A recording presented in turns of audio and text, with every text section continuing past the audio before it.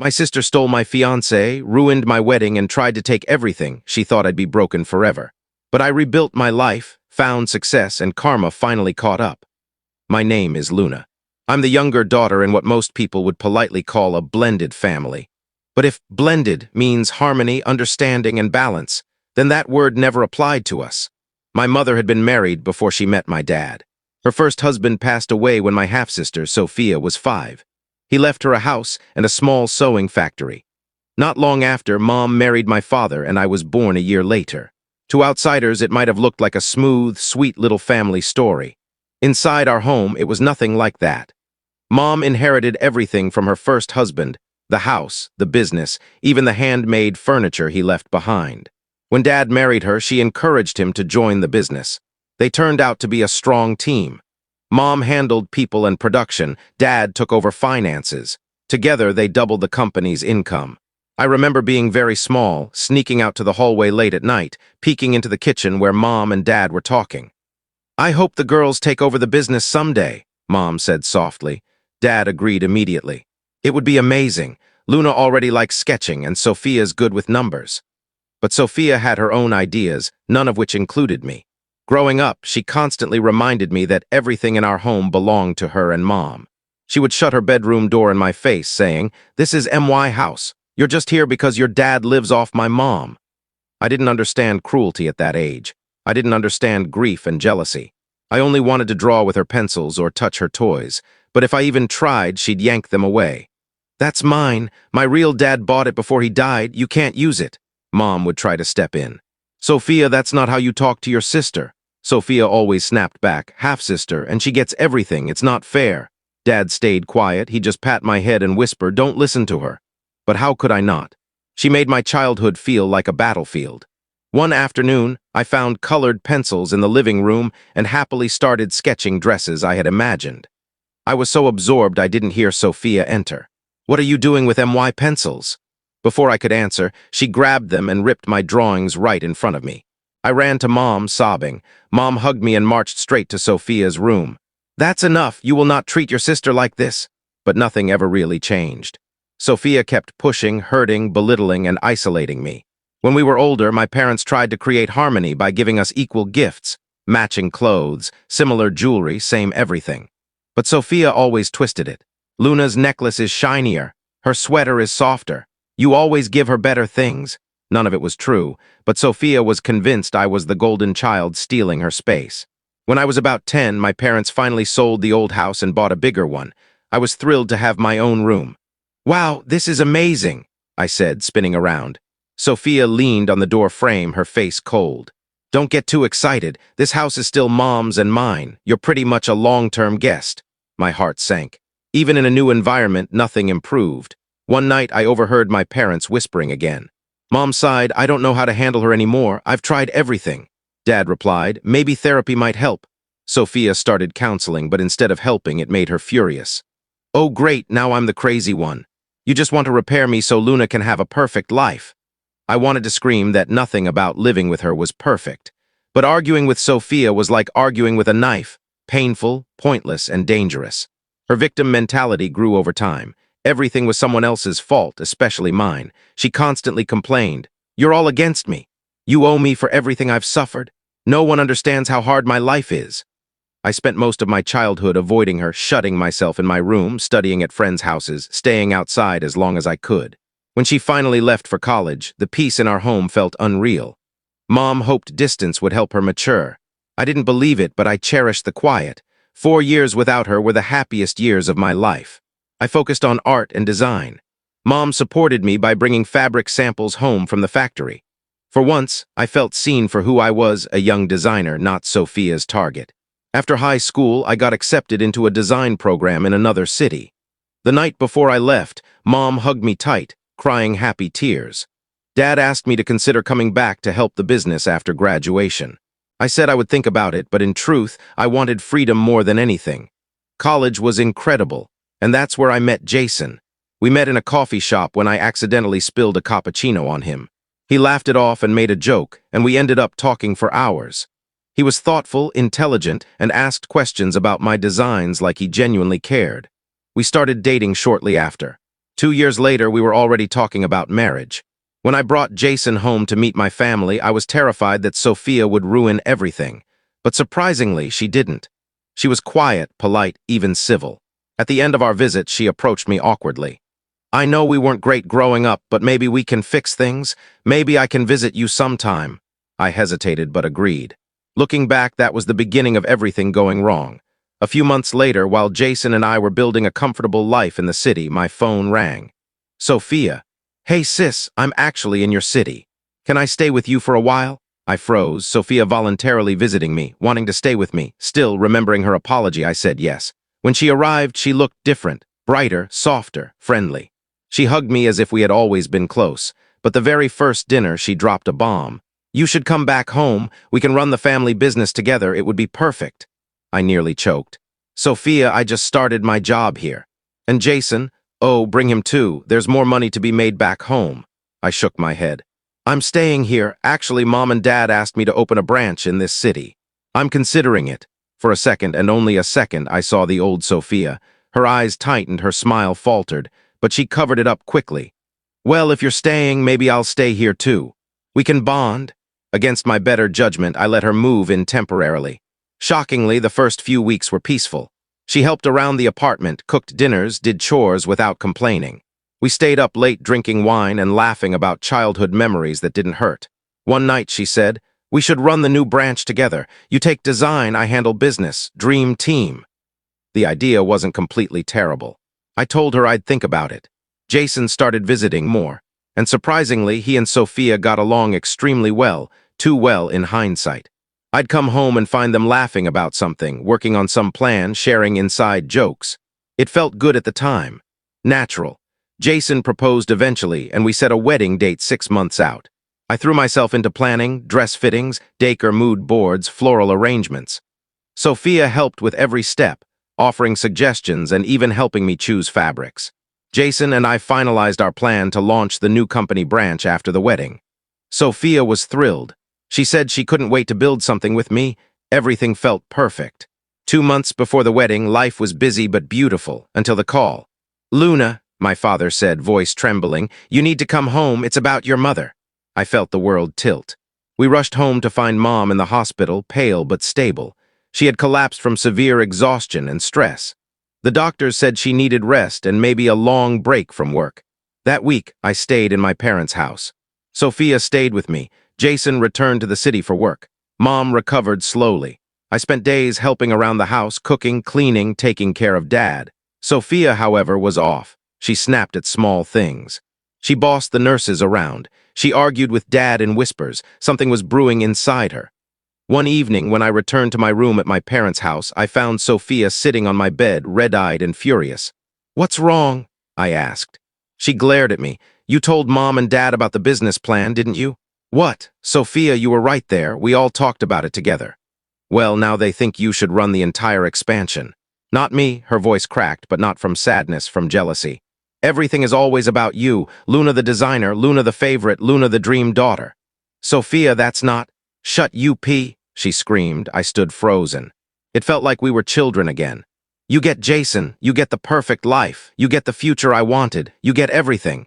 She stormed out of the room, slamming the door so hard the frame shook. I didn't know it then, but that breakdown was the moment everything shifted. Mom recovered enough for us to go back home. I returned to the city.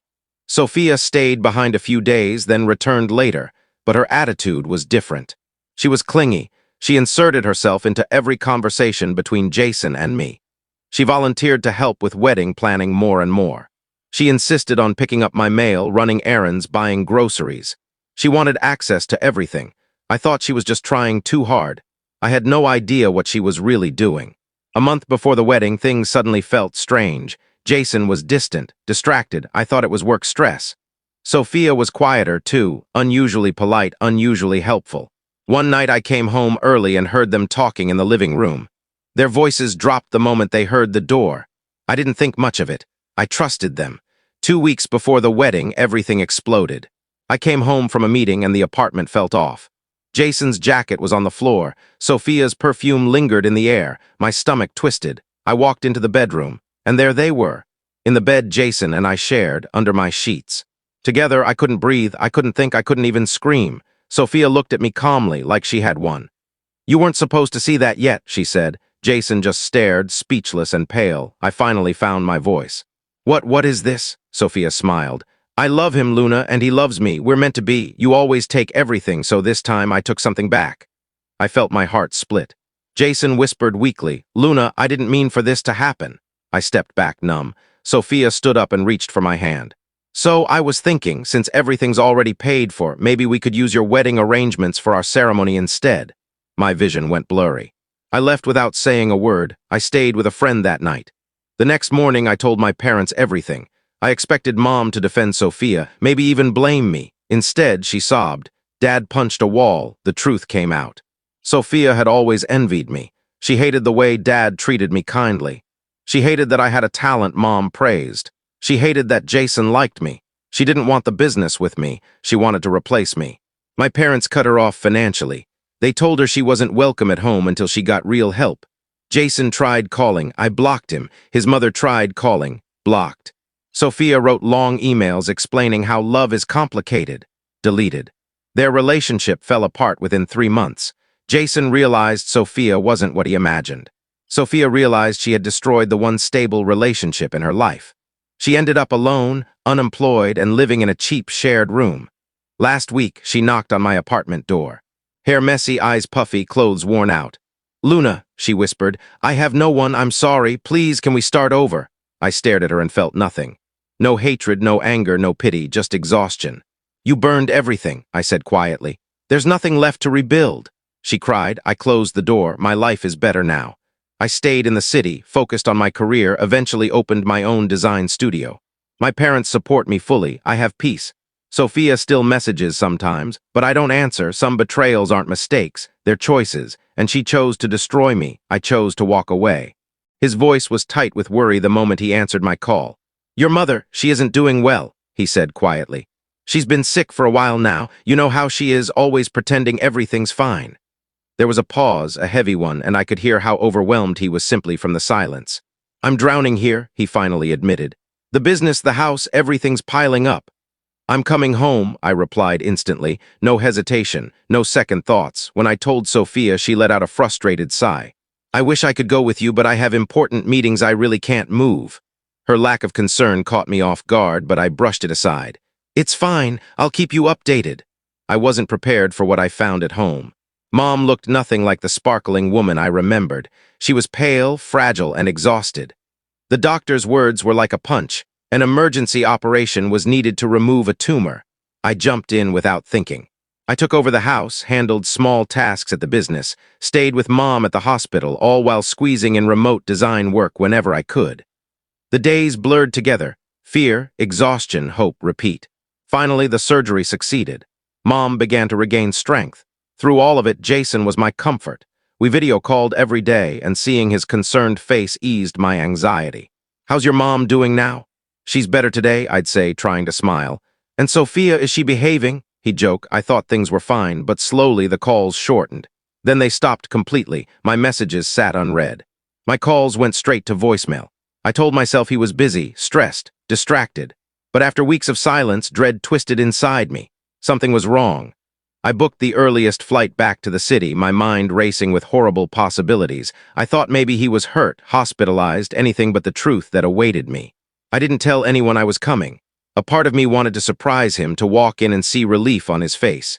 Instead, I stepped into my apartment and froze. A muffled laugh drifted from the bedroom. Our bedroom. Before I could think, I stormed inside. And there they were, Jason and Sophia, naked, tangled up in each other in my bed. The world stopped. My chest caved in. I couldn't breathe. What the hell? My voice cracked into 1,000 pieces. They scrambled apart, but unbelievably, neither of them looked ashamed. If anything, they looked relieved. Luna, Sophia said, calmly pulling the blanket up. We didn't expect you back. You didn't expect? Are you serious? That's what you have to say. Jason at least looked uncomfortable, but Sophia stood up with disgusting confidence. These things happen, she shrugged. Jason and I were in love. I stared at her, disbelief hammering through me. In love? You've known each other for barely a few months. Sometimes you just know, Jason said softly, taking her hand. We never meant for it to happen, he added. But what? I snapped. You just tripped and fell into bed together. Sophia had the nerve to smile sympathetically. Luna, you should be happy for us. Actually, we were hoping you'd let us use your wedding arrangements. I blinked. What?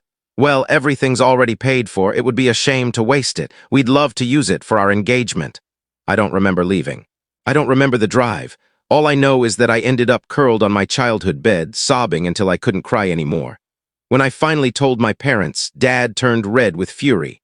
Mom trembled beside him. I'm calling her, Dad said sharply. This ends now.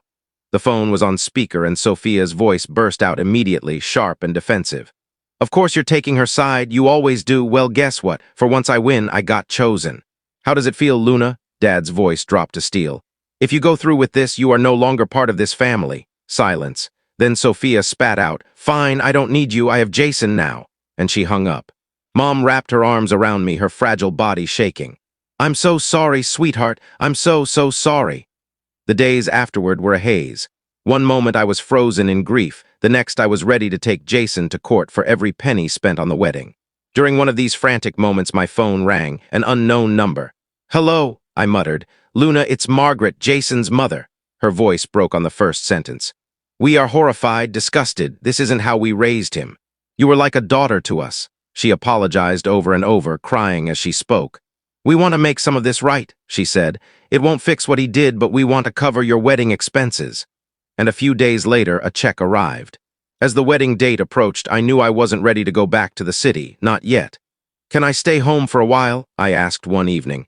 Maybe help out with the business, Dad smiled. We hoped you'd say that. I threw myself into work, sketch after sketch. Design after design, pouring every ounce of pain into creating something new. Look what you lost, I thought darkly at Jason and Sophia. When their wedding day arrived, we didn't attend. I stayed in my office and drafted a new teen collection, something bolder, something better. Months passed. My designs gained traction. Our business expanded. Within a year, revenue had shot up by over $1 million. Sophia and Jason vanished from my mind. They were ghosts. Irrelevant. 3 years flew by. I built a name for myself. I became a respected designer. The company flourished under my ideas. Then one warm evening during dinner with my parents, the doorbell rang. Dad frowned. We're not expecting anyone. Mom opened the door, and the voice that floated in made my blood run cold. Well, look at this perfect little family dinner. Sophia stepped inside, smirking, her face gaunt and exhausted. Wow, you're all doing great without me, huh? She said bitterly. Especially now that I'm newly single. Dad stiffened. What happened to Jason? Sophia laughed dryly. He cheated on me with his secretary, shocking, right? A flicker of satisfaction moved through me, karma in full force. I'm sorry, I said. I wasn't. Sophia's expression sharpened. I want my share of the business. I'm family too. Dad stood up. No, you abandoned this family when you betrayed your sister. You get nothing. You can't cut me out, she shouted. Mom's voice was soft but unbreakable. It's already done. Leave, Sophia. For a moment, I thought she'd attack someone. Instead, she glared, venom dripping from her eyes. This isn't over. She stormed off, but she didn't disappear. Days later, chaos erupted in the office. I came downstairs to find Sophia screaming at employees. They're lying to you, she yelled. They stole the business from me. I didn't hesitate. I called the police. Security tried to restrain her as she fought and screamed. But it got worse. She tried breaking into my parents' home. She shattered windows. And finally, she attempted to set the front door on fire. We had no choice. We filed charges. A restraining order was granted. After the court hearing, I sat alone in my office, staring at the city skyline. A strange mix of emotions washed over me, grief for the sister I lost, rage for what she'd done, pride for what I'd built. I had become a recognized designer, a successful businesswoman. As for love, it could wait. Jason's betrayal no longer controlled me, but the wounds were still tender. I wasn't ready to open my heart again. For now, I poured everything into my craft, building something meaningful, something beautiful from the wreckage they left behind. Thank you for being part of our community. Your likes, comments, and shares help us bring more unbelievable Reddit family stories every day. Don't forget to subscribe and hit the bell so you never miss a shocking story.